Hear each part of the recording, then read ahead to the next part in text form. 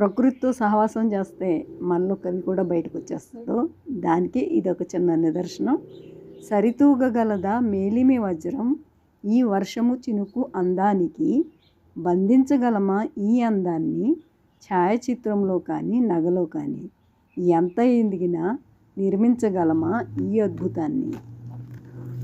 నా ఈ చిన్న ప్రయత్నాన్ని మీరందరూ ఆదరించి దీన్ని మెచ్చుకుంటారని కోరుకుంటున్నా.